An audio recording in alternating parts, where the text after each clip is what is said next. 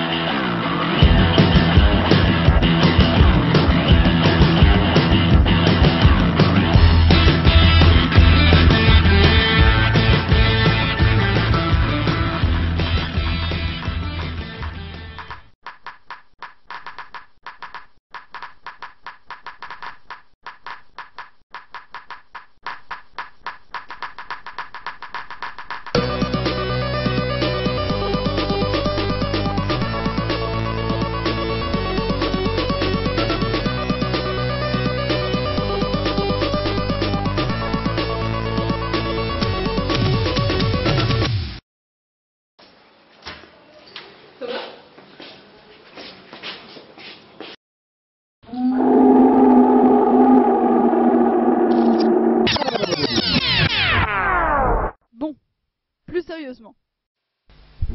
这里我们将为您展示带通滤波器的运行。我们将赋予电路一个以正弦函数方式变化的信号，从而我们可以研究电路中电流与电压对此的响应。也就是说，研究以正弦函数方式变化的交流电电源的频率对电路中的电流和电压的影响。Le circuit consistant: un GBF, une résistance variable R', une bobine, une résistance R0 à ajouter lors de l'étude de la réponse en intensité, et un condensateur. Pour l'étude de la réponse en tension, on mesure la tension aux bornes du condensateur. Pour l'étude de la réponse en intensité, on mesure la tension aux bornes de R0, car I est relié à UR0 par la loi d'Ohm. On veut observer le phénomène de résonance. Lorsqu'on augmente la fréquence de la tension délivrée par le GBF, l'amplitude des oscillations augmente.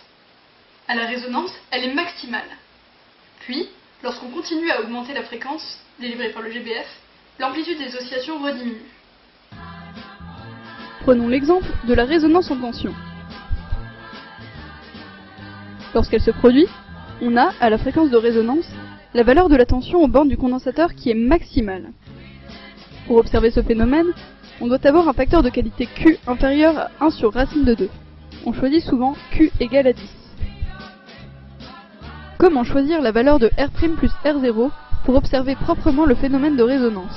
Q est égal à racine de L sur C divisé par R total, avec L inductance de la bobine et C capacité du condensateur. On peut donc déduire la valeur de R total en connaissant Q. Puis, en connaissant les valeurs des résistances internes du GBF, ici 50 ohms, et de la bobine, ici 62 ohms, on peut déduire la valeur que doit avoir R' plus R0. On choisit par exemple R' égale à R0 égale à 100 ohms. Et si on augmente la résistance globale du circuit, que se passe-t-il? Lorsqu'on trace l'amplitude de la tension UC aux bornes du condensateur, en fonction de la fréquence émise par le GBF, on peut déterminer la largeur de la bande passante, c'est-à-dire l'intervalle de fréquence que laisse passer le filtre. Les fréquences de coupure basse FB et haute FC, délimitant cette bande, sont déterminées graphiquement. On sait que UC de FB égale UC de FC est égal à l'amplitude à la résonance divisée par racine de 2. On remarque que plus la résistance globale du circuit est grande, plus la bande passante est large. C'est un peu laborieux de repérer la fréquence de résonance de façon classique.